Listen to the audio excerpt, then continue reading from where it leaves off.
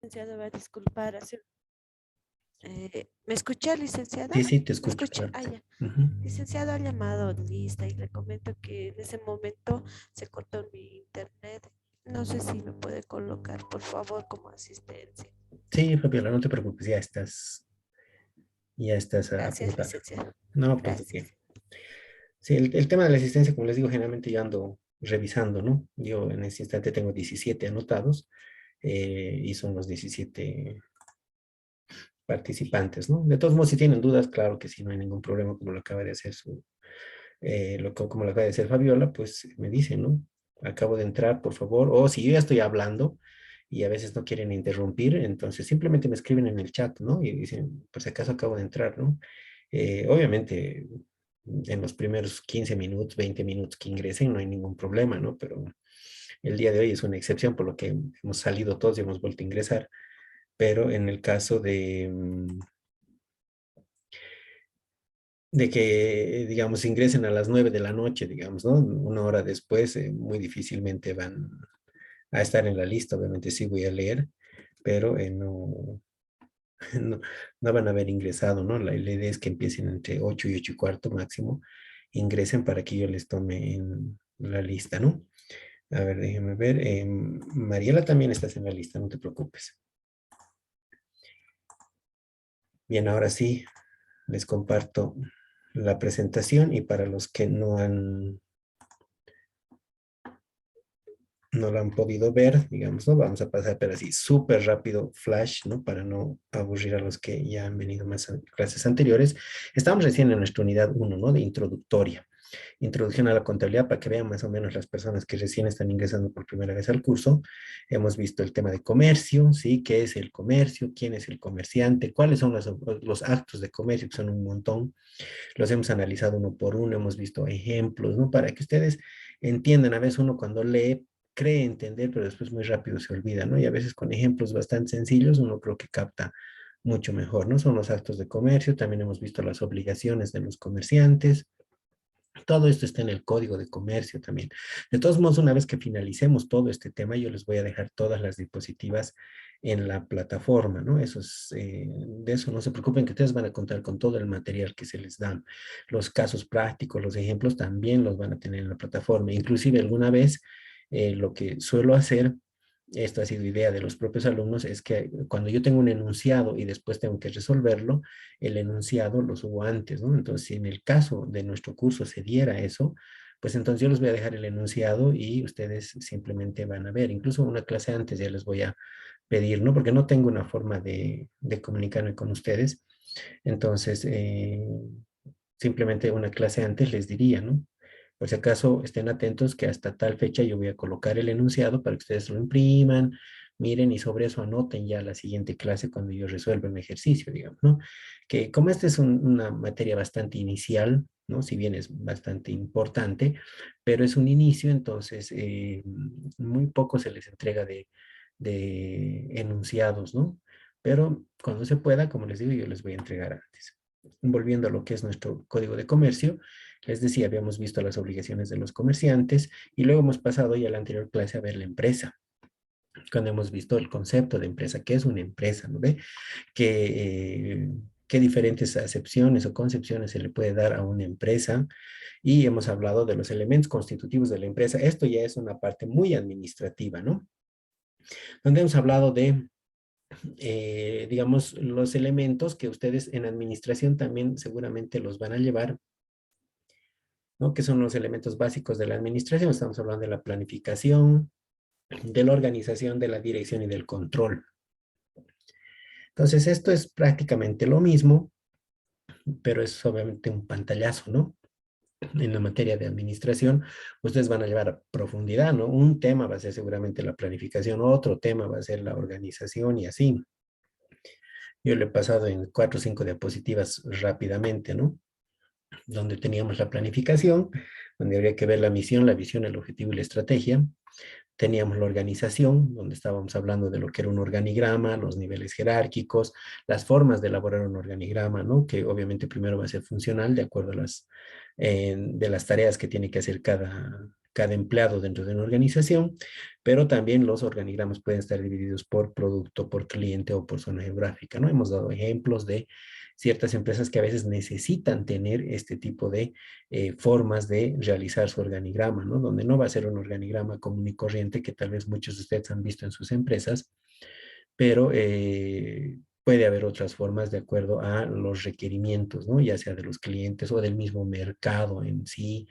Y bueno, hay muchos factores que pueden hacer que el organigrama o la forma en que uno va a organizar su propia empresa sean diferentes. Y luego hemos hablado de los dos siguientes, la dirección y el control, ¿no? Donde la dirección es, digamos, la punta de lanza es la gerencia general, ¿no? Que tiene que tener sus atributos y obviamente el control cuando ya todos los elementos están funcionando, cuando ya la empresa, digamos, está en marcha, el proceso de control, el proceso de gestión, ¿no ve? Y las acciones correctivas se empiezan a dar todo el tiempo y eso se convierte en un ciclo, ¿no?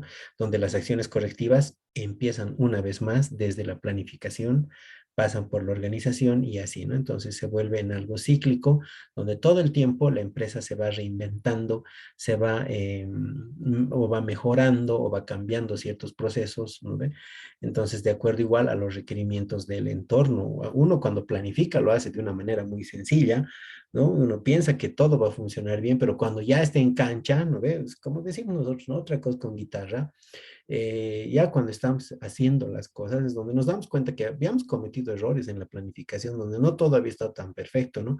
Uno generalmente dibuja una situación ideal en lo que es la administración o en la planificación y cuando quiere cumplir ese sueño ideal es donde empieza a tropezarse con problemas, ¿no? Tal vez había asignado mal ciertos empleados, donde se generan cuellos de botella, había asignado muchos empleados a una tarea, que la tarea se la hace muy rápido y ahí tengo empleados que no están haciendo nada, o otro lado donde he asignado pocos empleados y se ha convertido en un cuello de botella porque ahí es donde se estanca los procesos y el resto, o sea, el resto de empleados que esperan que este proceso se concluya para ellos continuar con su trabajo, empiezan a tener tiempos ociosos, digamos, ¿no? Como decir, estamos esperando que nos llegue del otro lado las cosas y ahí uno empieza a tener, pues decía, dentro del proceso de gestión, controla este tema, estos temas, recibe una retroalimentación y lo primero que tiene que hacer es las acciones correctivas, ¿no? Y las acciones correctivas ameritan una vez más planificar de nuevo, ver el tema de organización y obviamente la dirección y el control y otra vez volvemos a funcionar. No existe empresa perfecta, ¿no? Nunca va a existir una empresa que sea exactamente como uno la sueña, ¿no? Ni siquiera los propios dueños, ¿no? Siempre tropezamos con problemas porque para eso tenemos todo lo que son los asuntos internos y externos, ¿no? No sé si alguno de ustedes ha escuchado hablar del análisis FODA. ¿Alguien sabe qué es el análisis FODA?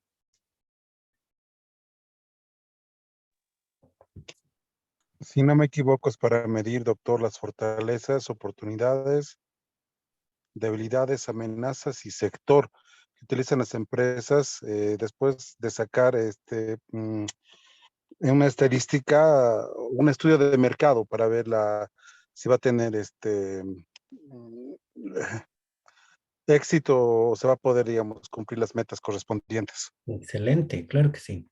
Es justamente eso, ¿no? El análisis FODA, ¿no? Es un análisis del entorno tanto interno como externo a la empresa, donde tenemos la parte interna, donde están las fortalezas y debilidades, ¿no? Entonces, ¿en qué soy bueno y en qué soy malo? Ese es el ambiente interno, fortalezas y debilidades. Y tengo que también ver el entorno externo, donde veo qué cosa puede afectar a mi empresa, pero que no dependa de mí, ¿no? Porque obviamente la parte interna sí depende de mí. Si tengo malos empleados, pues los retiro y contrato mejores empleados. Eso es fácil, ¿no? Pero hay ambientes externos con los cuales tengo que lidiar todo el tiempo. Y yo no puedo cambiar el externo, ¿no? Porque si pudiéramos cambiar todos, cambiaríamos, ¿no? Decir, oye, el presidente de la República no me ayuda, cambiaré de presidente de la República, eso no se puede, ¿no? Entonces, el ambiente externo va a estar diseñado por lo que se llaman las oportunidades y amenazas, ¿no? Las oportunidades son aquellas cosas buenas que yo puedo rescatar y ponerlas a mi favor. Y las amenazas son aquellas cosas malas que pueden ir a mellar lo que es mi rendimiento o mi éxito dentro de lo que es un negocio. Entonces yo tengo que aprender a convertir mis debilidades en fortalezas y también tratar de convertir las amenazas en oportunidades, ¿no? Un buen estratega sabe cómo cambiar las amenazas y convertirlas en oportunidades. A veces hay situaciones adversas, pero alguien tiene que ser muy inteligente y siempre va a existir alguien así en la empresa. Generalmente tienen que ser los gerentes, ¿no? Tienes que tener un gerente comercial, un gerente de producción, un gerente financiero y el gerente general, definitivamente, donde ellos tienen que cambiar las estrategias para convertir esas amenazas en oportunidades de negocio, ¿no? El ejemplo más claro, y creo que la verdad que yo en los últimos 2 años me he venido agarrando de este ejemplo, ha sido la pandemia que hemos vivido, ¿no? Hay empresas que obviamente se han cerrado, ¿no? O sea, no han podido surgir, pero ha habido otras empresas que en vez de hacerse más pobres e irse a la quiebra, más bien se han hecho más ricas. Inclusive hay casos de empresas en los que uno no pensaba que esto iba a pasar y al final han resurgido, ¿no? Es como decir, ¿no? Así de las cenizas hemos resurgido como el ave fénix. Pues eso va a depender mucho de la capacidad, de la astucia de los gerentes que tiene esa empresa, ¿no? Es decir, aprovecharemos eso, tenemos la amenaza que es la pandemia, tenemos esto que nos está coartando un montón de negocios, pero obviamente cuando una puerta se cierra, otra se abre, ¿no? Entonces, ver cuáles se abren y si nosotros podemos tener acceso a ese tipo de empresas. Eso es convertir las amenazas en oportunidades, ¿no? Entonces, hay muchos que han hecho eso, ¿no? Y ustedes incluso deben conocer ejemplos. Tal vez sus mismas empresas han implementado este tipo de situaciones donde decir, pucha, qué inteligentes, ¿no? Porque pensábamos que, yo qué sé, pues nadie iba a consumir mi producto, pero con lo mismo hemos diseñado otro producto que nos ha empezado a eh, consumir, se ha empezado a vender mucho más, ¿no? Entonces, es reinventarse. Ese reinventarse es establecer nuevos procedimientos y es, les repito, convertir las amenazas en oportunidades de negocio. ¿Por qué? Porque conoces muy bien tus fortalezas y tus debilidades. Dices, yo soy muy bueno en esto, entonces puedo cambiarlo. Entonces, vean, el análisis FODA realmente es súper importante dentro del proceso de gestión, porque uno aprende a conocerse y obviamente después de eso, este proceso administrativo, pues lo puede llevar muchas veces todo el tiempo. Les decía, todas las empresas siempre van a tener problemas. No hay empresa perfecta. Entonces, el tema de generar nuevas planificaciones, muchos casos cambiar la organización, ¿no? Por más pequeño que sea el cambio, significa organizarse nuevamente y obviamente la dirección tiene que estar presente y el proceso de control es quien culmina todo este ciclo. Y después, una vez que uno encuentra errores, volvemos a empezar. Entonces, eso es lo interesante de las empresas y eso es, digamos, lo que, digamos, los administradores, los gerentes tienen que saber hacer dentro de una compañía, porque prácticamente cuando uno llega a esos cargos, los cargos de gerentes, a uno no nos pagan, ¿no? A los gerentes no nos pagan por cuánto hacemos, ¿no? Sino cuánto conocemos y cuánto sabemos hacer. ¿No? Y eso es a veces algo contraproducente con los empleados, digamos, que son muy operativos. Cuando uno es muy operativo, se dedica a hacer trabajo, incluso hasta físico, ¿no ve? Hay que cargar cajas, hay que estar embalando, hay que cerrar, hay que llevar, hay que traer, hay que hacer comprobantes contables, hay que diseñar cosas, hay que estar escribiendo informes y uno se cansa de hacer todo eso. Y cuando lo ves a tu gerente y tu gerente solo está contestando correos, bien feliz, te leen sus correos, ¿no? Y uno dice, pucha, este parece que no hace nada, y se siente y lee correos. Ese es su pega, ¿no? Y le pagan 10 veces más que a mí.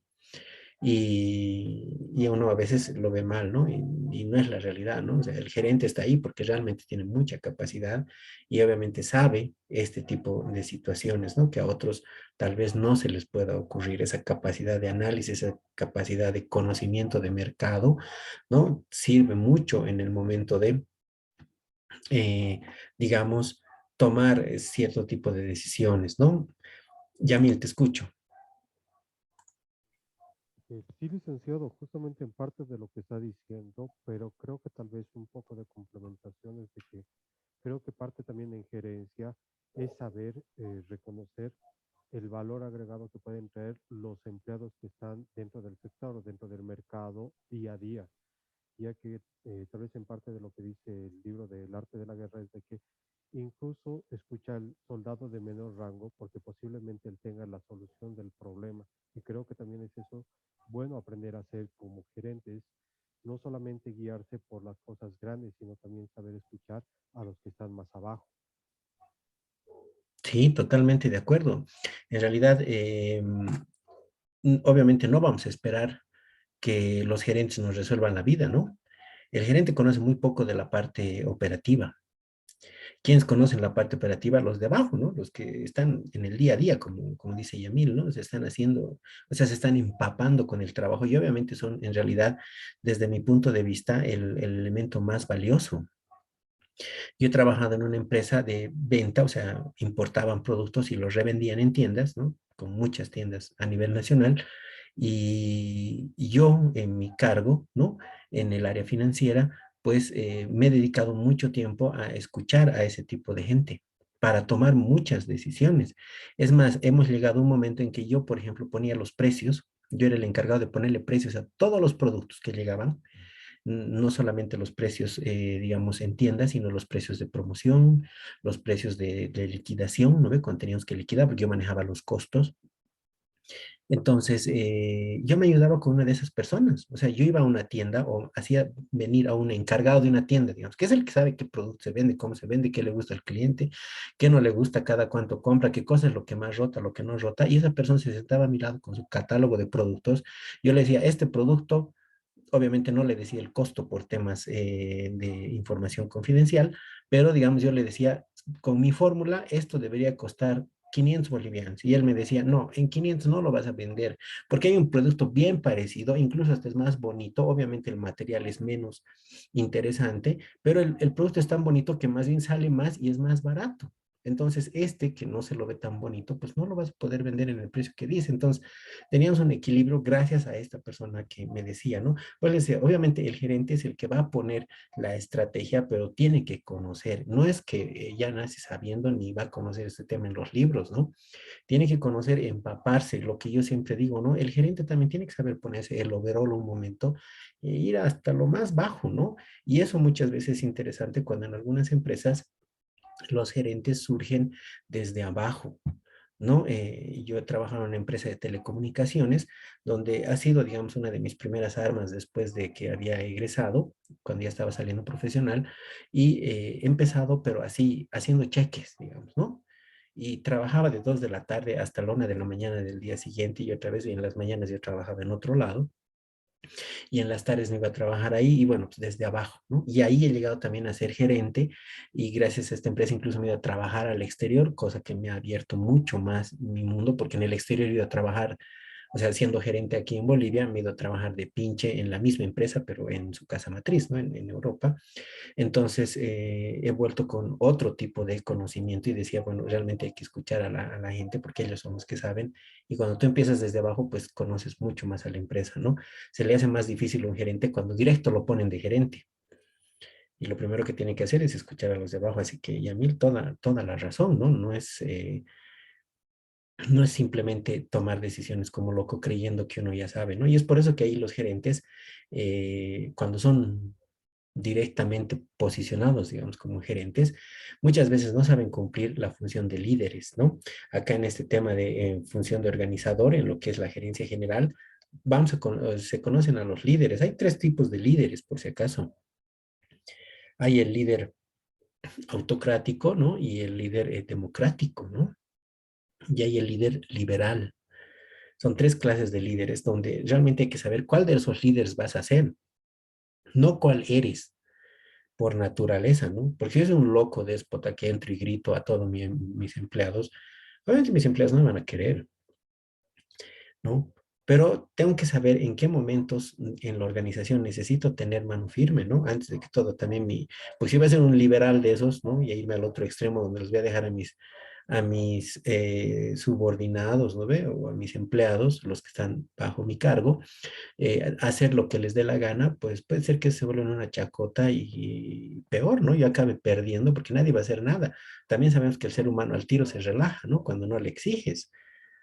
Entonces, ahí es donde uno demuestra realmente su calidad de líder, ¿no? Serás autocrático. Hay momentos en que uno necesita ser autocrático, ¿no? Donde a veces tienes gente que necesitas hablarle fuerte para que realmente haga, ¿no? Si yo estoy en una empresa de construcción, por ejemplo, si alguno de ustedes trabaja en construcción, tal vez sepa algo de eso, pero imagínense los albañiles. Al albañil no le vas a decir, pues no tienes que tener por lo menos una licenciatura, ¿no ve? O sea, tienes que saber por lo menos 2 idiomas. El albañil te va a decir, mira, yo te lo revoco lo que quieres, mezclo cemento, cargo bolsas, tiro ladrillos, ¿no ve? Pero a mí yo no, y es la verdad, no necesitamos gente muy letrada, ¿no ve?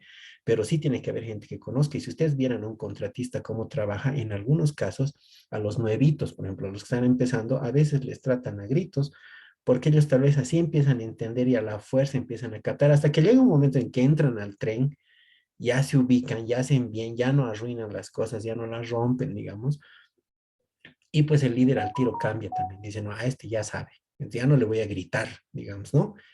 Digamos, si queremos irnos al sentido más rústico, digamos, de lo que es el término de ser autocrático, pues ese es un ejemplo interesante, ¿no? Pero obviamente no puedes aplicar lo mismo en un departamento contable, digamos, ¿no? Donde yo voy a ser el contador y voy a tener 5 asistentes a mi cargo y no voy a llegar y empezar a gritar, ¿no ve? Y a la fuerza tener que hacer, porque ellos sí tienen un grado de instrucción, no son bachilleres y están directamente entrando a hacer contabilidad, digamos, ¿no? Porque no tienen idea de eso, por lo menos tienen un grado de instrucción medio, ¿no? Si he salido técnico medio, he salido auxiliar en tal instituto, o ya estoy en la universidad estudiando, ¿verdad? O tal vez alguno ya es profesional incluso y con experiencia. Entonces, obviamente, esas personas no les puedes gritar, pero sí tienes que saber en qué momento darles las instrucciones claras, ¿no? Vean que así es como funciona. Y después de eso, inclusive, podemos hablar de lo que es el tema personal, ¿no? O sea, hay que saber a quién también tratas, ¿no? No todos somos iguales. Somos personas que hay gente que es muy vulnerable, que apenas le levantas la voz ya creen que les estás riñendo y se ponen a llorar, ¿no? O otras personas que les alzas la voz y te la alzan más fuerte. Entonces hay que saber también con quiénes tratar. Vean que el tema de la administración es bastante grande, es un mundo, ¿no? Y obviamente todos vamos a estar ahí porque en algún momento nosotros como jefes también nos convertimos en administradores. Una cosa es el administrador tal cual, con nombre, ¿no? Es el administrador de la empresa, allá él ve un montón de cosas, pero cada uno al ser jefe prácticamente tiene que administrar a su gente, saber cómo llevarlos, por dónde llevarlos, qué horarios darles, cómo darles las tareas, cómo hablarles, eso también es administrar. Y para eso no necesita ser administrador, ¿verdad? Porque el gerente de producción, que puede ser un ingeniero industrial, tiene a su cargo otros tipos que pueden ser ingenieros industriales, que pueden ser capataces y van a tener obreros, ¿no? Y van a administrar. La parte contable, el gerente financiero va a tener sus contadores, los contadores van a tener sus analistas, los analistas sus asistentes y todos esos, o sea, si bien conocen de administración, pues también van a aplicar ese tema en administrar a su propio personal. Entonces, este mundo, lo que les decía, ¿no? El tema de la dirección y del liderazgo es un mundo muchísimo más grande de lo que ustedes, digamos, piensan, ¿no? Y si ustedes, que me imagino que en el caso suyo la mayoría trabaja, pues entonces, o ya ha trabajado alguna vez, tiene, digamos, experiencia laboral, saben de lo que se trata, ¿no? Si alguna vez ustedes han tenido gente a su cargo, a veces es difícil manejarlos, a veces es fácil, a veces tienes inconvenientes cuando te haces amigo de tu propio subordinado o cuando eres subordinado y te haces amigo de tu jefe, se vuelve ya una relación un poco complicada de llevar fácilmente porque a veces mezclamos la amistad con el deber, ¿no ve? Entonces, vean, o como les decía, si ustedes han estado abajo y han tenido jefes, también en algún momento han sabido conocer a sus jefes, ¿no? Y decir, este mi jefe no tiene ideas, o sea, macana nos pide, o nos hace hacer doble, me pide que haga yo, pero le pide al de al lado que revise lo mío, y lo que hace él me pide a mí que revise. O sea, aquí nos pasamos revisando el trabajo de otros, digamos, ¿no? Que si a mí se me pasa, es mi culpa. ¿No? Lo que no sé si les decía en la anterior clase, pero en Bolivia, por ejemplo, tenemos la costumbre, y mala costumbre realmente, de echar la culpa al eslabón más débil, ¿no? Obviamente el eslabón más débil es el que comete el error, eso no lo voy a negar, ¿no? Yo que sé, un vendedor que está en el último nivel, digamos, del organigrama, el vendedor se equivoca y en vez de vender, entregar la talla M al cliente, le entrega la talla XL, ¿no? Y le indica mal al cajero, el cajero factura mal, obviamente el precio es el mismo, nadie se da cuenta ese rato, pero ¿quién debería estar verificando ese tipo de cosas? Pues el encargado de toda la tienda, ¿no? El que ve por el cajero, el que ve por los vendedores y él decir, a ver, veré si realmente mis inventarios están correctos, porque como has vendido o sea, físicamente has entregado una prenda, pero en la factura sale otra prenda, pues tu inventario está fallando, ¿no ve? En la que realmente deberías haber vendido, te está sobrando, y en la que no has vendido según tú, te está faltando, porque esa es la que se han llevado. Entonces, ¿qué hace? El gerente o bueno, el encargado de la tienda, lo primero que hace es culparle al eslabón más débil, ¿no? Es decir, tú te has equivocado, sí, y tú vas a pagar, digamos, ¿no? Y uno dice, pero ¿por qué voy a pagar? Entonces, si él está aquí, ¿para qué es mi jefe, no ve? Y uno empieza a conocer también a los jefes y sabemos qué clase de líderes son, ¿no? Y peor, y en todo lado. Todos al final vamos a tener un jefe si entramos a una empresa, ¿no? ¿En qué lugar nunca van a tener un jefe? Cuando ustedes sean el jefe. Cuando ustedes tengan su propio emprendimiento, ustedes tengan su propia empresa y bueno, pues ustedes van a ser el jefe. Entonces vean también a qué están expuestos, ¿no ven? Dense cuenta, a veces es lindo ser subordinado y luego ser jefe porque conoces las dos caras de la moneda y en algún momento puedes discernir bien. Y cuando eres jefe dices, estos me pueden criticar igual como yo criticaba, así que no tengo que cometer muchos errores. Y la carga es mucho más pesada, la responsabilidad es mucho más grande. Y de ahí es de donde nace el tema de que los jefes ganan más sueldo que el resto, ¿no? Porque, como les decía, la responsabilidad cuenta ya más que la cantidad de trabajo que hagan. Entonces, por esa responsabilidad, en realidad, si la culpa es del eslabón más débil, que es lo más seguro que va a ser, pero el que debería pagar una gran parte de eso es su jefe, ¿no? En Bolivia eso no se da, ¿no? Bueno, el jefe te culpa a vos y al final a vos nomás te votan, a vos te cobran y el jefe feliz de la vida, el gran revisor, ¿no ve? Entonces eso está muy mal. Pero obviamente también hay jefes que sí asumen esos cargos, ¿no? Les decía, esto no es generalizando, pero sí tenemos eso y muchos de ustedes tal vez incluso han tenido jefes que han sido ejemplos y dicen, a mí me gustaría ser como mi jefe, porque mi jefe era un capo, mi jefe me escuchaba, mi jefe me entendía, mi jefe peleaba por nuestro equipo, ¿no ve? Entonces, es también algo interesante porque cuando a ti te toca ser jefe, lo primero que tratas de hacer es copiar esas cosas. Vean, el tema de la dirección, por eso les decía, es bastante grande, ¿no? Y finalmente el control que habíamos hablado, ¿no? El proceso de gestión, que es toda la elaboración de los procesos que pueden existir dentro de la empresa, el control, ¿no? Que mirar que todo el proceso se haga como uno lo ha planificado, ¿no? Y como uno espera que salgan las cosas, y obviamente vamos a tener errores, vamos a encontrar ciertas dificultades, y ahí al tiro entra la retroalimentación y se aplican las acciones correctivas. Y ahí tengo concluido el proceso administrativo. Entonces, vamos a dar la vuelta a la página ahora de todo lo que es administración y vamos a empezar ya a encauzarnos a conocer las clases de empresas. Vamos a empezar a ver cómo se clasifican las empresas. ¿Ya? Aquí vamos a empezar a dar ejemplos en algunas y vean las siguientes, van a ver que la cosa se pone un poco repetitiva, ¿no? O las vamos ya a ver de una manera más rápida. Primero, lo más importante, de acuerdo a su giro. De acuerdo a su giro, tenemos las industriales, comerciales y de servicios. ¿Quiénes están dentro de las industriales? Están las empresas extractivas, las manufactureras y las agropecuarias. ¿Quiénes son las extractivas? De acuerdo al giro, por si acaso, ¿ya? ¿Qué empresas son las extractivas? Son aquellas que sacan recursos naturales. Empresas petroleras, empresas mineras, empresas forestales, ¿no? Son las que extraen directamente del suelo, ¿no? De un país y lo convierten en materia prima, ¿no? El que extrae el petróleo vende petróleo refinado o petróleo bruto. El que extrae el mineral, igual, ¿no? ¿Qué va a vender? Tal vez el mineral ya refinado o el mineral en bruto. En el caso de las manufactureras, que son la segundo tipo de industriales, son todas aquellas que compran materia prima y lo convierten en un bien de consumo. O sea, aquellos que compran madera para vender muebles, ¿ve? Las manufactureras son las que llegan al consumidor final. O en algunos casos están también aquellas que manufacturan productos que van a ayudar a otras manufactureras, ¿no? O sea, hay una empresa que fabrica máquinas, digamos.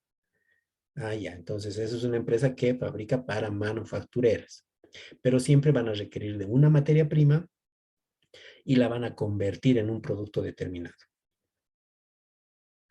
Y finalmente están las agropecuarias, y las agropecuarias, ¿no? O sea, no son tan extractivas, porque estamos hablando del agro, ¿no ve? El agro es hablar de árboles frutales, ¿verdad? O sembradíos. En algún momento ustedes van a llevar la materia de contabilidad agropecuaria. Los que están estudiando conta, ¿no?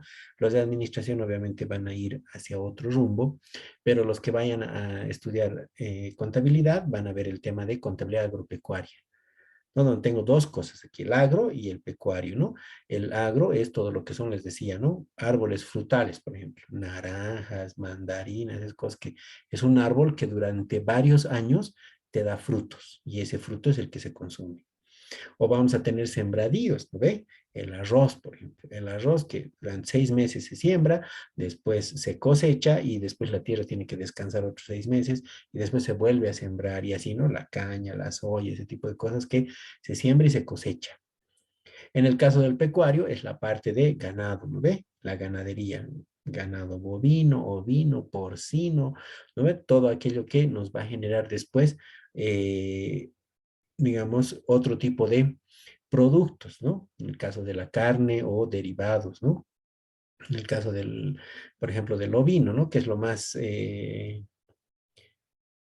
conocido, digamos, lo que es el cordero o el porcino, ¿no? Que son todo lo que es la crianza de cerdos, ¿no? Donde todo se aprovecha. Entonces, ¿qué se hace? Pues se tiene ciertos tipos de animales, que hay animales que te van a servir directamente para faenearlos y consumirlos, pero va a haber otros animales que tú los vas a utilizar para reproducir, ¿no? Son animales reproductores, ¿no? Ustedes si alguna vez van a Santa Cruz, no sé si alguna vez han ido, pero si se han ido a la feria, a la Expo Cruz, ¿no? Han debido ver ahí, van a ver el ganado en los primeros días, ¿no? Donde se hace su, su concurso de los animales y van a ver puros sementales, ¿no?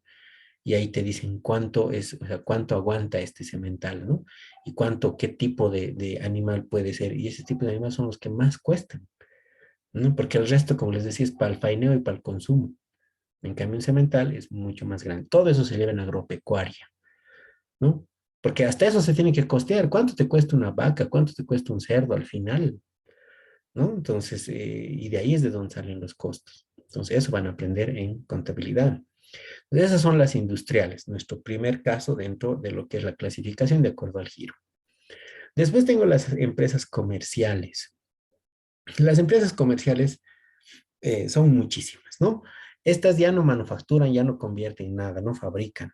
Lo único que hacen es comprar para revender, ¿no? Entonces compran, le agregan un cierto margen de ganancia, a eso le agregan el valor agregado que es el impuesto y directamente ya tengo el precio de venta, ¿no? Son aquellos que importan productos y los revenden o compran al por mayor y los revenden, ¿no? Y ahí está, tenemos mayoristas, que son aquellos que compran grandes cantidades para vender también un poco menor en cantidades, ¿no?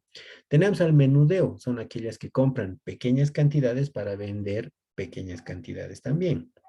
Minoristas, ¿no? Son aquellos que compran pequeñas cantidades pero venden al detalle. Generalmente el menudeo y el minorista son los que llegan eh, a los consumidores finales, digamos, ¿no? Los que te compran de uno, de dos, de tres. El mayorista no. El mayorista generalmente compra grandes cantidades, pero coloca también cantidades elevadas a los minoristas y a los del menudeo. Entonces, más que todo esto está por el lado de la compra, no por el lado de la venta. Si quieren tener un ejemplo sencillo, por ejemplo, la cervecería.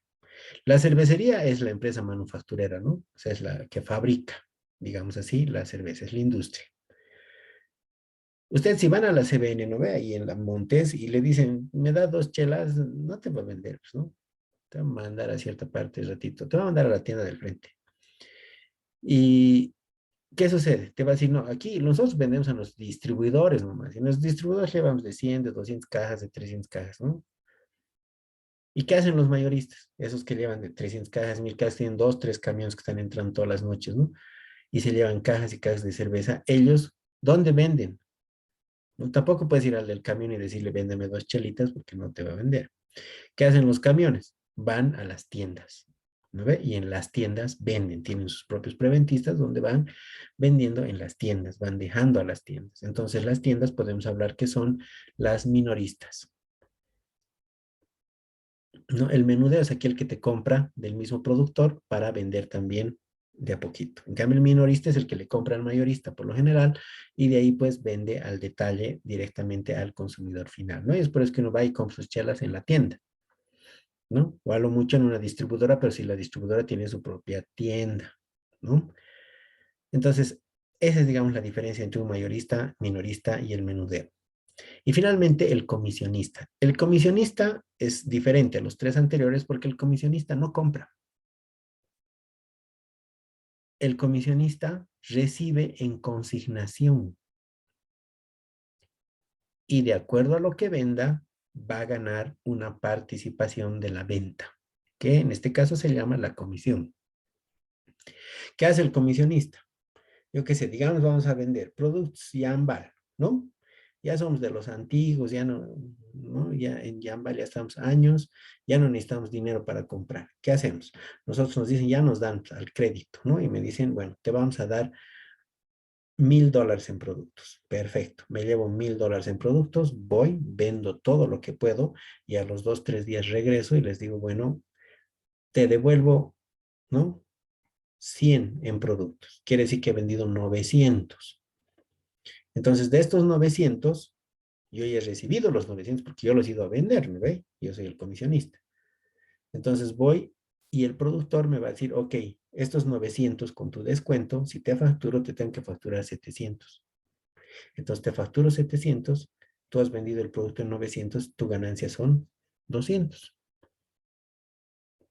Entonces, eso es el comisionista. Vean que el comisionista gana una vez que vende. Lo interesante es que no compra.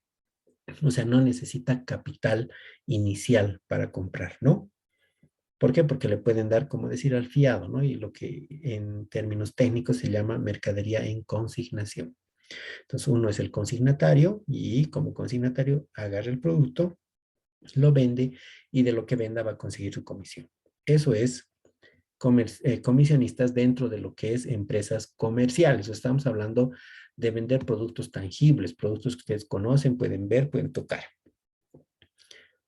Existe otro tipo de productos que no se pueden ver ni tocar. Y esos son los servicios. Es la tercera clase de acuerdo a su giro. Los servicios. Los servicios ya es un tema ilimitado, ¿no? Los servicios, eh, digamos que en la actualidad es la mayor cantidad de empresas que puede existir, no solamente en Bolivia, ¿no? Sino en el mundo. Los servicios, digamos, son lo último que está existiendo y es en el caso, digamos, cuando hablamos de rendimiento, de rentabilidad, son las empresas que más rentabilidad tienen, o sea, las empresas que más ganan. ¿Por qué? Porque venden intangibles y a veces el intangible se puede medir de cualquier manera. No es tanto la cantidad de trabajo. Hay muchos servicios que sí se miden por la cantidad de trabajo, ¿no? Si voy a hacer una empresa de servicio de limpieza, digamos, ¿no? Obviamente no es lo mismo, pues, limpiar una oficina de 200 metros cuadrados en un piso que limpiar todo el edificio, ¿no ve? Todas las oficinas del edificio. No puedo cobrar lo mismo. Entonces, tal vez incluso tendré que cobrar por metro cuadrado, porque tengo que utilizar detergente, mis equipos que se dañan, yo qué sé. Yamil, te escucho. Licenciado, no sé si tal vez en esta parte de servicios y generando lo intangible y considerando con esto de las nuevas tecnologías, entraría estos nuevos oficios que serían los de TikTokers, YouTubers, que normalmente por lo que suben de contenidos y de acuerdo a los views y demás, se les genera un grado de rentabilidad o en cierta medida igual un pago. Exactamente. En el caso de los que son TikTokers, YouTubers y todos ellos ni siquiera necesitan un cliente, ¿no?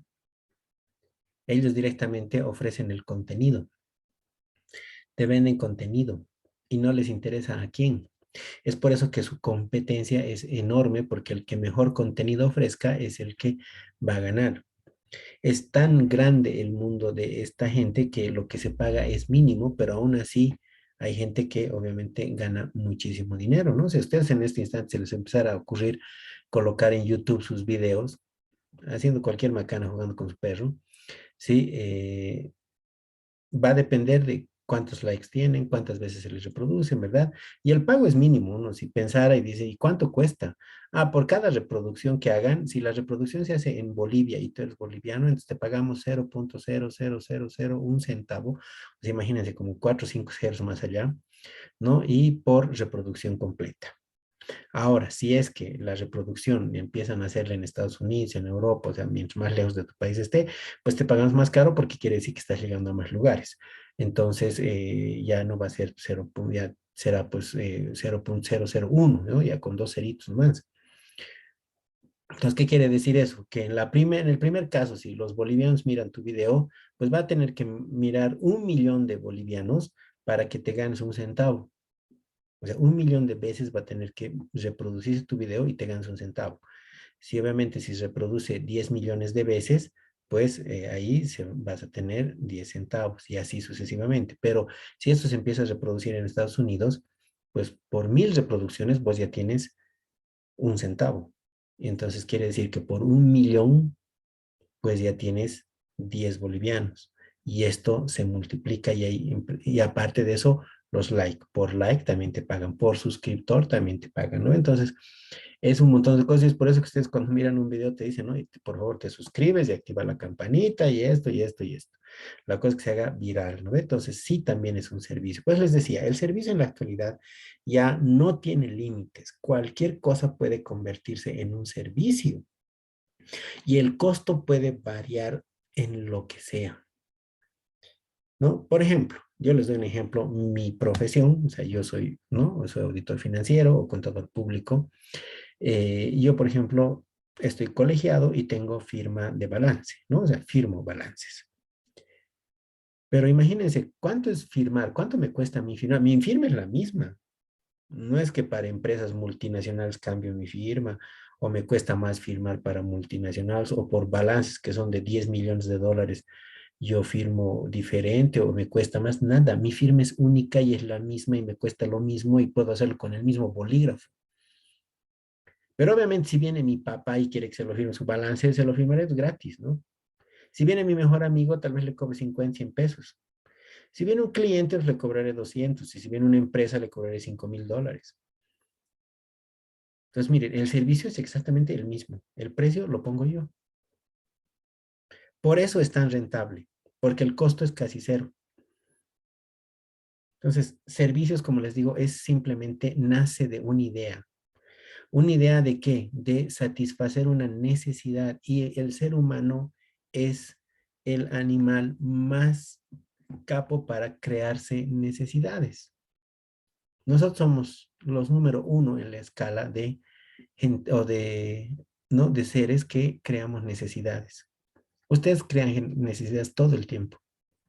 Es más, desde que somos niños, nos enseñan a crear necesidades. ¿Por qué? Porque nuestros padres tienen más necesidades. Les voy a dar el ejemplo, si es que no me están entendiendo, pero viene desde lo ridículo, ¿no? Y llega hasta el mundo empresarial. ¿Qué sucede? Yo tengo un hijo, tal vez muchos de ustedes tienen hijos, ¿no? Y cuando es niño, ¿no? Y ahí está llegando a su añito, ya se sienta, ya se para. Cuando ya se sienta, ya quieres que se pare, ¿no? Y cuando ya se para, ya quieres que camine. Y cuando camina, da un paso. Y cuando da un paso, ya quieres que dé dos pasos. Cuando da dos pasos, ya quieres que corra. Cuando ya dice mamá, quieres que diga papá. Ya quieres que diga abuelo, abuela, tío, Miki, Roberto. ¿No ven? O sea, todo el día andamos exigiendo, todo el día andamos creando necesidades. hasta en esas macanas, ¿no? Porque decimos, ah, sí, pero eso no te genera dinero, digamos, ¿no? Pero vean que el ser humano todo el tiempo crea necesidades. En época de pandemia, ¿qué hemos hecho? No se puede salir, ya, es que me traigan la comida a mi casa, ¿no ve? ¿Y qué hemos hecho? Hemos hecho estallar el servicio de delivery. Si bien antes había, existía el delivery, pero era pues, magro, digamos, ¿no? O sea, era un negocio que recién estaba floreciendo y que tal vez en unos 4 o 5 años la gente se iba a acostumbrar. Lo lindo ha sido es que la pandemia ha venido y, ucha, este negocio ni siquiera ha tenido que surgir. Ha sido una obligación, ¿no ve? O sea, ¿cómo no va a haber delivery? ¿No ve? O sea, ahora el ser humano ya exige, ¿no ve? Lo primero que hacemos cuando vemos un restaurante y tiene delivery y te dicen, no, uf, qué fiasco, estos no tienen delivery. O sea, ya es como que estás obligando a las empresas que todas tengan su propio delivery y es por eso que los servicios de delivery, pucha, pues en la actualidad son un súper negocio rentable, ¿no ven? Vean, pero es simplemente por la necesidad que el mismo ser humano crea. Te da flojera llevar las cartas de tu empresa, listo, aparece el courier. Cualquier día va a haber una persona que le va a dar flojera vestirse. Y pues va a aparecer otro que va a decir, y nosotros vamos a su casa y le vestimos, señor, ¿no? Vamos, si quieren, a las 7 de la mañana le despertamos, le lavamos su cara, le vestimos, lo dejamos bien vestido, echamos llave a la casa de su puerta y usted ya sale tranquilo a trabajar. Usted no movió un dedo. Nosotros le alzamos. Díganos cuánto pesa para mandar cuántos peones hay a que lo alcen y le vistan, ¿no? Pero para que vean, el ser humano es macho para crear necesidades. Y si creamos necesidades, mientras más necesidades creamos, más servicios van a existir. O sea, hay servicios ridículos, pero son servicios al final. Y después se empiezan a convertir en tendencia, porque no solamente uno quiere, ¿no? Si ustedes creen que hace 30 años existía el servicio de pintado de uñas, de limado de uñas, no. Pero a alguna mujer se le ha dado flojera pintarse las uñas y obviamente no ha faltado aquella que decía, y yo te pinto con diseño, te cuento que yo soy capa para pintar, te pinto un gatito, te pinto un perrito, ya quiero. Aparecen nuevos materiales, te hacen las uñas. Y en la actualidad, el negocio de las uñas, o sea, ya es que no sepas que alguien te puede pintar las uñas, creo que no estás viviendo en este planeta, ¿no? Vean que todos nosotros creamos todo el tiempo servicios, de lo que sea. Necesidad, necesidad de entretenimiento, ¿no? Ya no compras DVDs, más barato es alquilarte un servicio de streaming, ¿no? Y es por eso que ahorita Netflix, Disney, HBO Max, ¿no ven? ¿Qué más tenemos? Amazon Prime. Y yo en vez de cable, ya ahora lo que he hecho es renovar mi banda ancha. Mis hijos, por ejemplo, ya no conocen televisión por cable, ni miran. Lo único que me piden es que tengan una banda más ancha en internet. ¿Por qué? Porque es tan barato el servicio de streaming que ellos todo el día pueden estar con el streaming, ¿no? Ya nadie se compra DVDs. Raro es el que se compra DVDs. Como les digo, es más barato pagar un año de un streaming y tienes toda la serie. Entonces, vean, seguimos creando necesidades y esto es algo de todos los días. Pues les decía, los servicios, tanto a nivel mundial como a nivel nacional, es algo que todo el tiempo va a ir surgiendo. Yamil. Y bueno, en parte también de esos licenciados de fuera de generar los servicios, es creo que también la parte de saberse adaptar, ya que yo por lo menos siempre utilizo esta parte de lo que es Kodak. Kodak ha sido una de las empresas más importantes en lo que era la fotografía, pero en el momento en que aparecieron los celulares, Kodak simplemente dijo, no, yo me quedo en lo que son fotografías y de lo que era una gran empresa, ahora lastimosamente prácticamente es ni la sombra. Entonces, creo que también parte de generar un servicio es siempre esa, la parte de reinventarse y seguir las nuevas tendencias y tecnologías que va generando las épocas. Exacto, no, pues si no te reinventas, fracasas, ¿no? Te mueres, pierdes. Y si es el caso de Kodak, es el caso de muchas otras empresas, ¿no? Hay empresas que han intentado reinventarse y no han podido. Si hablamos de tecnología, estamos hablando, por ejemplo, de teléfonos celulares, donde Samsung no vendía teléfonos celulares, ¿no? Y ahora los hace. Sony ha incursionado un tiempo, pero no le ha salido tan bien, ¿no? Y Sony ha empezado gracias a Ericsson, porque Ericsson era uno de los pioneros, digamos, en telefonía celular en Estocolmo, y yo, digamos, sé esta historia porque yo he trabajado en Ericsson, Entonces, el teléfono era feísimo, era horrible. Y su mejor competencia era el finlandés, que era Nokia. Y Nokia era mucho mejor, más lindo, más caro, pero más lindo, entonces la gente quería. ¿Qué hace Ericsson? Se une con Sony. Se une con Sony, Ericsson pone la tecnología y Sony pone el diseño. ¿Quién creen que era el diseñador de los teléfonos? Sony, Ericsson, porque antes era Sony Ericsson, ¿no? La marca. Era el que hacía los diseños de Walkman, o sea, del Walkman, del Discman, ¿no? Ese japonés es el que hacía los diseños. Después que los celulares Ericsson o Sony Ericsson han cambiado de logo, eran mucho más lindos y venían ya con radio incorporada. Con eso los han matado a los finlandeses y Nokia definitivamente no ha sabido reinventarse. Peor, cuando se ha creado el sistema Android, Nokia no ha querido entrar con Android y ha entrado con Nvidia, si no me equivoco, ¿no? Y otros se han quedado con Microsoft y no han surgido. El único que ha sabido reinventarse y seguir surgiendo ha sido Apple. Entonces, así como dice Yamil, ya eso depende de cada uno, ¿no? Ver cómo estás en el negocio, qué está ocurriendo y si ves que tu servicio ya se está muriendo, pues reinventate y cambia de servicio o cambia de producto y haz algo nuevo y empieza a otra vez abrir mercados. Por eso decía, el ser humano es un ser lleno de necesidades. Tenemos países como Japón, como parte de Europa y Estados Unidos por excelencia, que son países consumistas. Son millones de personas que viven ahí, que consumen lo que sea. Entonces hay que aprovechar mercados, ¿no? Y bueno, entonces tenemos ahí una vasta, digamos, cantidad de empresas que podemos crear y más que todo de servicios. Pero decía, los servicios no tienen límites. Los servicios nunca van a morir. Siempre va a haber alguien que te brinde un servicio, ¿no? En la actualidad hasta tu tesis te lo hace. Otro servicio. Y así podemos estar toda la noche con ejemplos. Vamos a otra clasificación. De acuerdo al sector. Dentro del sector tengo, y van a ver que es muy parecido al anterior, tengo el sector primario, ¿no? Empresas del sector primario. ¿Quiénes están dentro de este sector? Todas las empresas de transformación de recursos naturales en productos primarios, o sea, materia prima.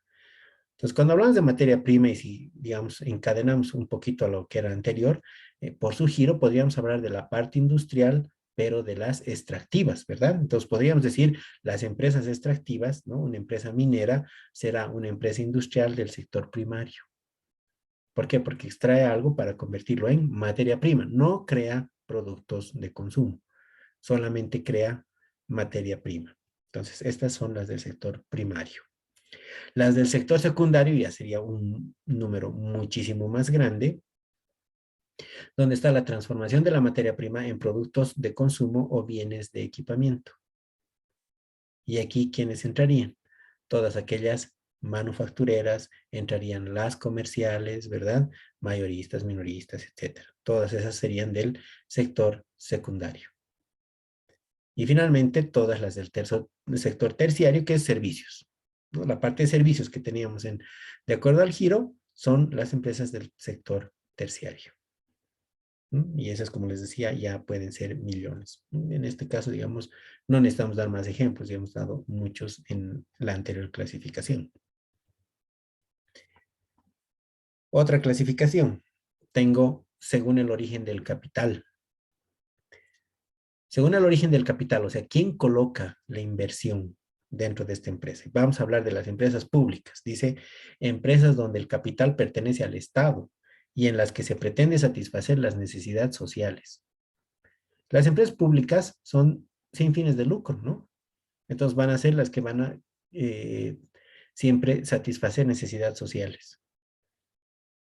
O sea, no buscan lucrar, ¿no? Es más, en el caso de muchas empresas del Estado, muchos servicios son gratuitos.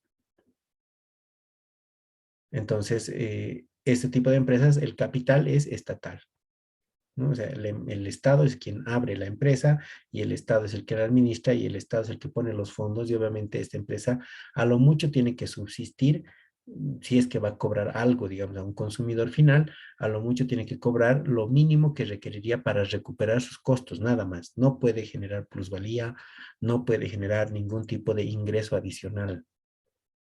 Si generara por algún otro motivo ingreso adicional, tiene que ser repartido o tiene que ser devuelto a lo que es el erario ¿no? Del nacional, ¿no? O sea, lo que es el Estado. Esas, digamos, las empresas públicas. En el caso de las privadas, que son, digamos, un mayor número, dice, donde el capital pertenece a inversionistas privados y son lucrativas en su totalidad. ¿No? Una empresa privada difícilmente va a entrar en lo que es la parte de no lucrar, ¿no? Generalmente van a entrar a lo que es ganancia, ¿no? O sea, quieren tener ganancia las empresas privadas, porque es gente privada la que va a poner el dinero. Entonces, yo soy alguien que va a poner mi dinero, voy a poner mi riesgo, pues quiero que ese dinero regrese lo más rápido posible y después de eso me haga ganar mucho más en el tiempo. Ahora, dependiendo del tipo de inversionista que tengamos, vamos a subclasificar las privadas en las siguientes. La primera son las empresas nacionales, ¿no? Súper fácil, dice inversionistas del mismo país.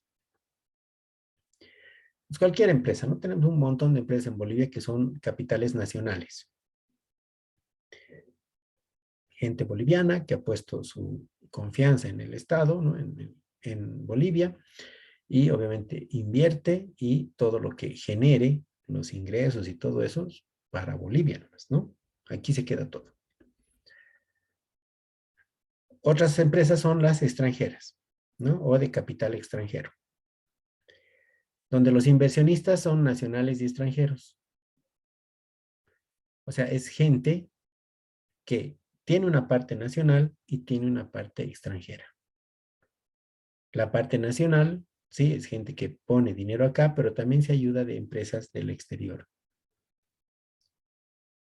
Entonces, lo único que aquí difiere de las nacionales es el capital, el origen del capital, capital extranjero. Y nacional, ¿qué quiere decir? La empresa se constituye aquí en Bolivia, el capital es nacional, también se trae capital del exterior, son las más interesantes, son las mejores, digamos, en las que más deberíamos optar, y el lucro que genera, las utilidades que genera, se quedan en Bolivia. Y ahí súper, ¿no? ¿Por qué? Porque es de los bolivianos y se queda dentro de Bolivia a modo de impuestos, a modo de utilidades, ¿no? Uno dice, pero las utilidades no pagan impuestos, obvio, no pagan.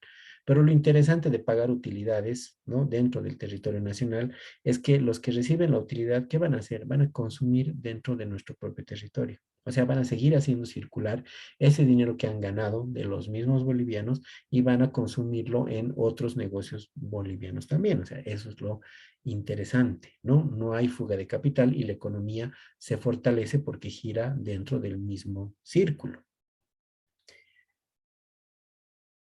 Algo muy diferente ocurre con las transnacionales, ¿no? Las transnacionales de las cuales tanto se habla, bueno, los capitales son extranjeros.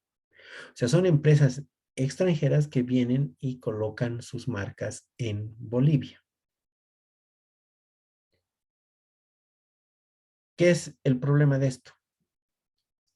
Es que las utilidades se llevan al exterior. ¿Por qué? Porque la empresa es totalmente extranjera. No hay capital boliviano. Entonces, en el caso de las transnacionales, obviamente recuperan acá, ¿no? Lo bonito de las transnacionales es que cumplen con todos los requisitos, ¿no? Rara es la transnacional que no pague impuestos, digamos, ¿no? Entonces, tiene que pagar todos los impuestos, paga todo lo que tiene que pagar a sus empleados, o sea, eso es lo interesante de las transnacionales, que son bastante cumplidas, ¿no? A los países a los que entran cumplen con todo, o por lo menos tratan de cumplir con todo. La verdad que yo he tenido la suerte de trabajar toda mi vida profesional en empresas tanto extranjeras como transnacionales, más transnacionales que extranjeras, y siempre he tenido muy buenos, digamos, muy buen trato, ¿no? No solamente en lo personal, sino también en lo económico, ¿no? O sea, no solamente me pagaban bien, sino que me pagaban todo, si necesitaban que trabajara horas extras, me pagaban las horas extras, cosa que en las empresas nacionales no existe, ¿no? Muchos te dicen, ah, no, hay que trabajar hasta las 10 de la noche. ¿Por qué? Porque sí, ¿no? Ha llegado mercadería, así que tenemos que ponerle precios. Y hay que elaborar, ¿qué vamos a hacer, no? Calladitos, porque si no también pierdes tu fuente laboral. Que las extranjeras te dicen, hay que trabajar, sí, y te vamos a pagar las extras, no te preocupes, ¿no? Y te quedas hasta las 10 de la noche. Pues les digo, al menos en mi caso, He trabajado en 3 multinacionales y he tenido la suerte de que siempre las oportunidades han sido muy buenas, ¿no? Desde el punto de vista económico, ya macroeconómico, digamos, el tema es que las utilidades, por lo general, las transnacionales quieren esa utilidad de regreso a su país porque es inversión de otro país. O sea, es capital que ha ingresado acá y ellos dicen nosotros con cumplir con todos los impuestos y dar trabajo a la gente ahí en ese país, ya hemos cumplido. La ganancia no la llevamos a nuestro país. Entonces, ¿cuál es el problema? Que ahí, si bien ha habido una buena inyección de capital, hay fuga también de capital el momento de el pago de dividendos, ¿no? Entonces ahí es donde un poquito la balanza se desestabiliza. Pero después, como les decía, es gente que viene a invertir y gente que, por lo general, las transnacionales pagan muy bien, ¿no? Pagan casi lo mismo que las empresas públicas, ¿no? Las empresas públicas pagan muy bien, en la actualidad al menos, ¿no? Entonces, las nacionales son las que menos pagan y las extranjeras pagan un poquito mejor.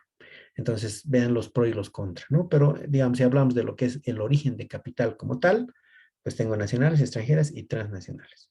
No hay otra, ¿no? Dentro de las privadas. Todas estas, les repito, generan, van a ser con fines de lucro. Nuestra materia, por ejemplo, contabilidad, mucho se va a basar en lo que son las empresas privadas. Porque nosotros vamos a trabajar con comerciales, o sea, vamos a comprar y revender productos, por ejemplo, ¿no? En la materia, y vamos a trabajar todo el tiempo con ganancia, o sea, vender para ganar. Ese va a ser, digamos, nuestro círculo de acción, digamos, en la materia, ¿no? Otra clasificación, según el tamaño. Según el tamaño, y este por si acaso es un tema únicamente para Bolivia, por si acaso. Se clasifican en pequeñas, medianas y grandes. Las pequeñas, dice capital e ingresos reducidos, no más de 20 empleados. Las medianas, capital e ingresos superiores entre 20 y 100 empleados.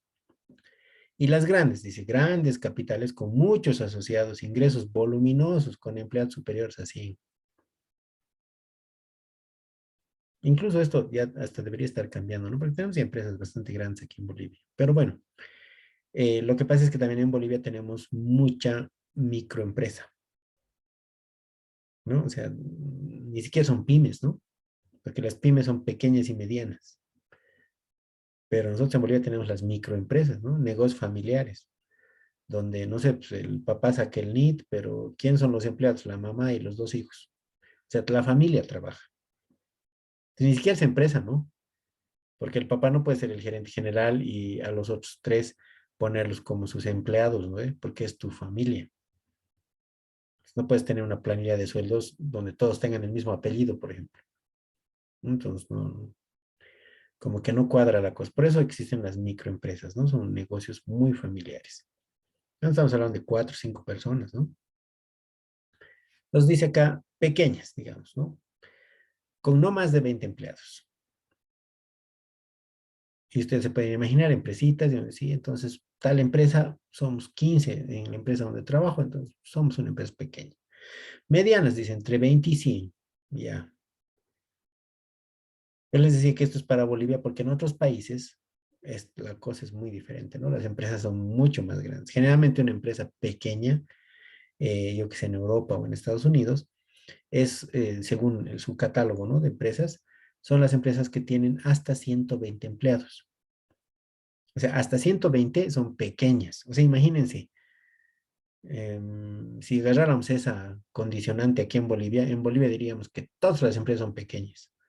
Muy pocas van a ser medianas y realmente contadas las empresas grandes, ¿no? ¿Por qué?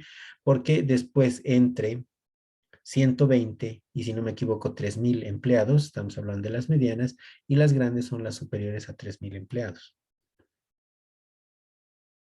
Entonces estamos hablando de números bastante diferentes a lo que se lleva aquí en Bolivia, ¿no?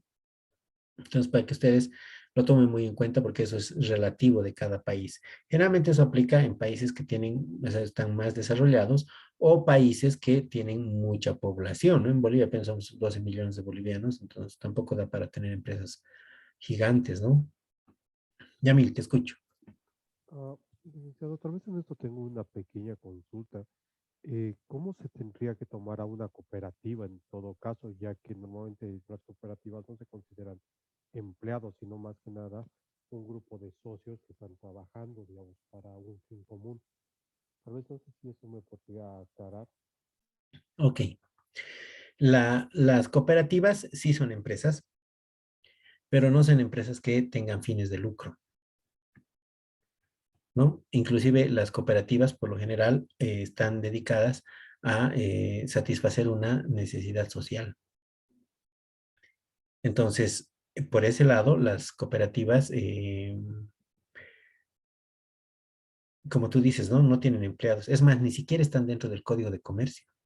Si ustedes leyeran el Código de Comercio, en el Código de Comercio dice, una empresa es aquella que tiene fines de lucro, cuya finalidad es la ganancia. Porque si no quieres la ganancia, para eso tienes la Ley General de Cooperativas, donde ahí específicamente te dicen reunión de varias personas, socios, como tú decías, pero cuyo fin no es el lucro, sino una satisfacción social, ¿no? Entonces, dentro de las cooperativas podemos tener clubes, asociaciones, ¿no ve? Donde simplemente se recauda para un fin. O sea, se trabaja para algo. Inclusive, los socios a veces incluso son voluntarios, ¿no? Si yo tengo un club, a veces en los clubes son voluntarios. La cooperativa de ahorro y crédito Jesús Nazareno. Y uno dice, uy, no, pues es empresa financiera, es casi como un banco, ¿no ve? La cooperativa, sí, pero es cooperativa. ¿Qué está haciendo? Lo que genere de los depósitos que genera por cuentas de ahorro, ¿no? Esas cosas, pues te paga intereses. Y de los préstamos que genera, los intereses tienen que ir a cubrir su costo de operación y el pago de intereses de sus obligaciones con el público, nada más. No pueden tener ganancias. Entonces, si en algún momento la cantidad de préstamos que quisiera esta cooperativa fuera tan alto que sus intereses pueden ser mucho más grandes, que cubran su costo y aparte cubran los intereses que les pagan a sus ahorristas, pues lo que tiene que hacer es aumentar su tasa de interés de pago, porque al final nunca debería tener utilidad, siempre debería ser cero. Entonces ahí entran las cooperativas, tienen otra legislación, ¿no? Las cooperativas no son, si bien son privadas, ¿no? Si hablamos de este lado, ¿no? Dentro del origen del capital, en algunos casos algunas cooperativas ni siquiera entran con capital. Hay cooperativas que se generan con capital cero, ¿no? Y empiezan que en vez de aportes de capital se hacen aportaciones extraordinarias. El Rotary Club, por ejemplo. Rotary Club uno entra y no pone pues, un monto, ¿no? Para entrar a Rotary hay que poner $10,000, digamos, ¿no? Entonces, eso es simplemente, entra uno, ¿no? Y empieza a aportar mensualmente y esos fondos se destinan a cierto tipo de actividades sociales, ¿no? Entonces, por eso decía, no son públicas, pero tampoco pueden, o sea, si bien van a ser privadas, pero no son con fines de lucro. Entonces, es muy diferente. Es por eso que cuando hablamos de clasificación de empresa, no entran las cooperativas porque las empresas, por lo general, desde su concepto, te dice, tiene que satisfacer alguna necesidad y por lo general esta necesidad es el lucro. Si no, debería ser pública, pero estas no son públicas. El Estado no crea cooperativas, ¿ve? Son gente que crea cooperativas, entonces están bajo otra legislación. Pues les decía, ni siquiera están dentro del Código de Comercio. Pero sí, las conocemos comúnmente como empresas, ¿no? Entonces, digamos, no entrarían mucho en muchas de estas, no aplican, ¿no? Y bien, continuando, vamos con la forma jurídica. Aquí está, individuales o unipersonales, y aquí vean cooperativas de economía social. Entonces, aquí sí, por la forma jurídica va a entrar el tema de cooperativas. Vamos primero por las individuales o unipersonales. Dice, conformado por una sola persona que corresponde a terceros con todos sus bienes. Las empresas de una sola persona, las unipersonales, ¿no? Donde yo soy el único dueño y soy el único gerente. En teoría, a lo mucho que puedo tener es empleados. No voy a tener socios. A eso se llama unipersonal. Otras son las cooperativas o de economía social constituidas con fines de ayuda social. Y aquí venía la pregunta de Yamil, ¿no? Entonces, tienen una forma jurídica, no son con fines de lucro, la ayuda siempre es social, ¿no? O sea, satisfacer necesidades. Y la satisfacción de necesidades puede ser hasta filantropía, ¿no? O sea, desde poner escuelitas, hacer baños en lugares rurales, construir un hospital, ¿no ve? Esas cosas van a ser cooperativas. Pero también podemos llegar hasta dar desayuno a los niños pobres en Navidad, ¿no? Hasta filantropía. Entonces, todo eso puede ser una cooperativa, porque son de ayuda social. Entonces, en su forma jurídica, inclusive ellos se inscriben dentro, bajo esta ley de cooperativas, ¿no?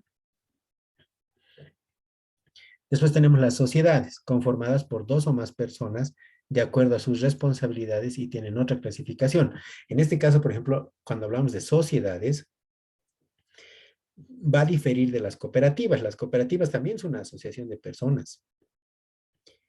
Pero la diferencia con las cooperativas es que no necesariamente tiene que haber una aportación de capital, porque nadie va a exigir un retorno, ¿verdad? O sea, va a decir, pero yo en la cooperativa pues, he puesto $1,000 y ahora necesito que esos $1,000 me los devuelvan, ¿no?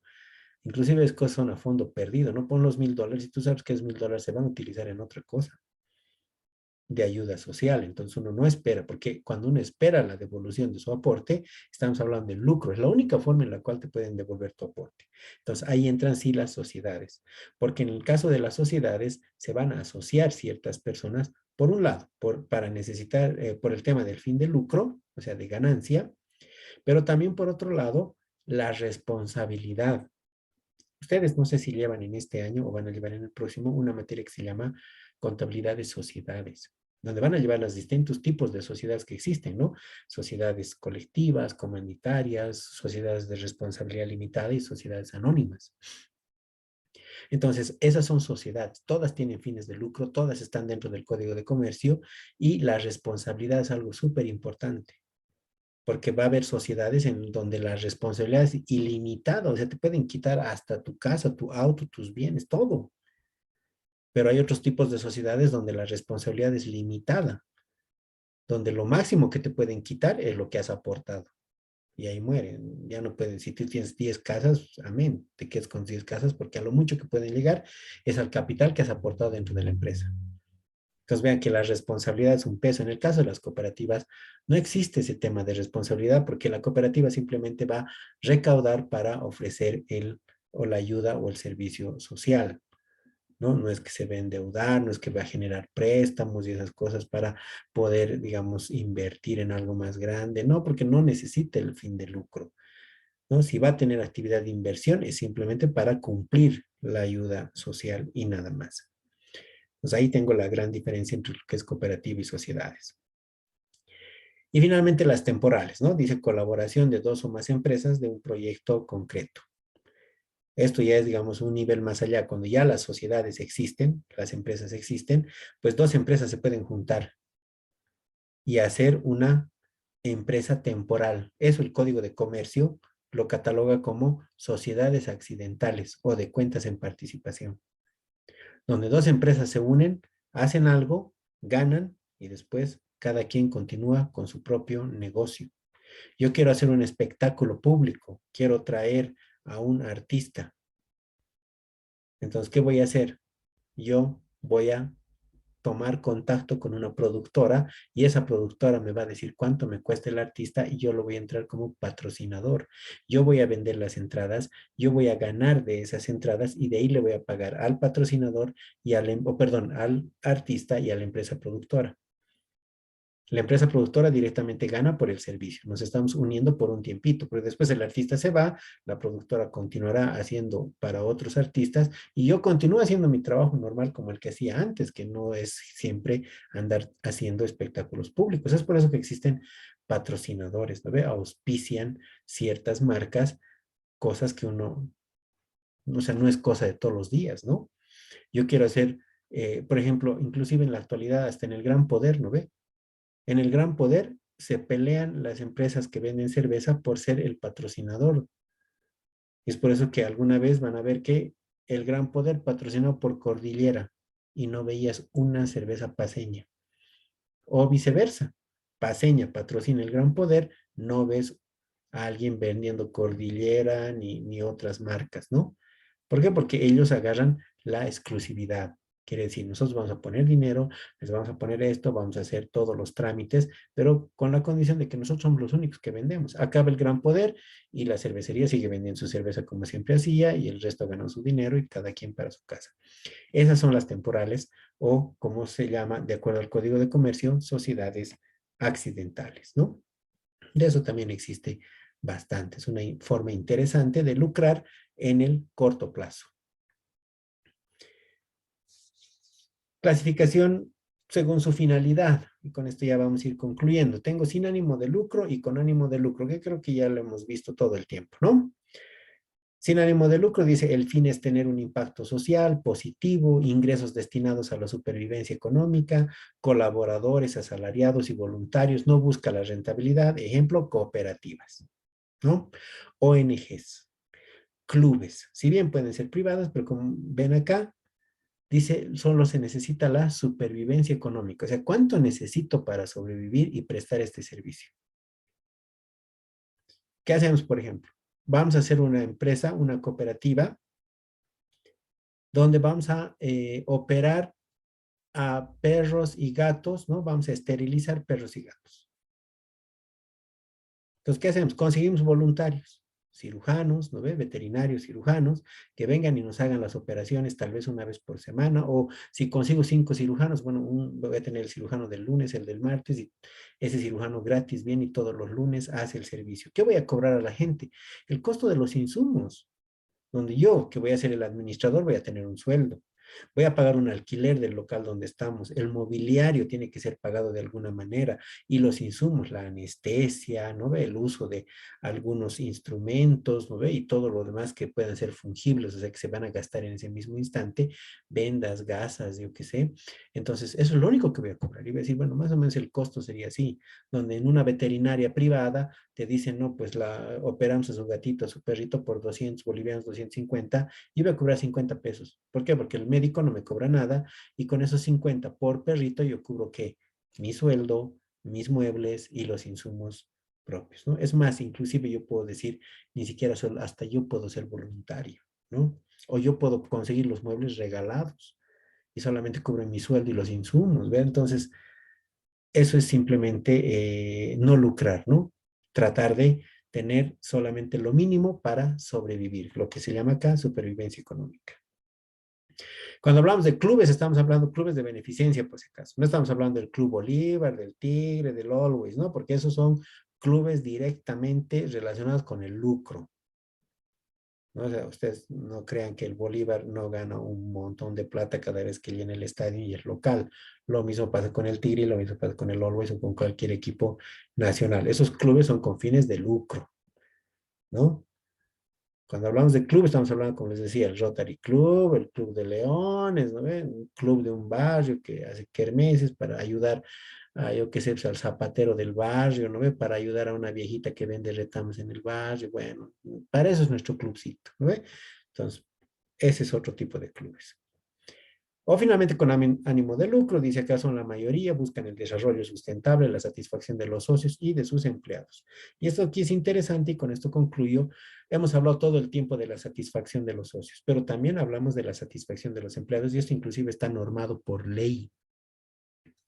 Cuando una empresa tiene utilidades y las utilidades cubren inclusive, ¿no? Un 25% de esas utilidades cubren una planilla salarial, ¿no? O sea, basta que tenga utilidades. La ley del trabajo te habla de lo que la empresa debería pagar, es la prima anual, la prima de utilidades, que muchas empresas no pagan, ¿no? Y debería ser obligatorio. Empresa que tiene utilidades, hasta el 25% de sus utilidades debería repartirlas a sus empleados. O sea, compartir las utilidades con sus propios empleados. Entonces, eso es, digamos, lo novedoso en esta última clasificación, que no lo hemos visto en las anteriores, no lo hemos hablado. Y en esta, pues ya sí se toca el tema, ¿no? Pero ese es un aspecto laboral que tal vez hablemos mucho después, cuando veamos un tema específico que va a ser planilla de sueldos. Bien, amigos, aquí voy a concluir el día de hoy. Ya son las 10, tampoco quiero quitarles más tiempo. Ya la próxima clase vamos a ver otro tema, que ya vamos a ver documentos mercantiles, vamos a ver qué documentos mercantiles existen, prácticamente cualquier cosa que entre dentro de una transacción puede convertirse en un documento mercantil, ¿no? Pero ya vamos a ir viendo los más comunes y bueno, vamos a ver cómo se clasifican y todo eso. Bien, entonces voy a con esto concluir la clase del día de hoy. Terminamos la grabación.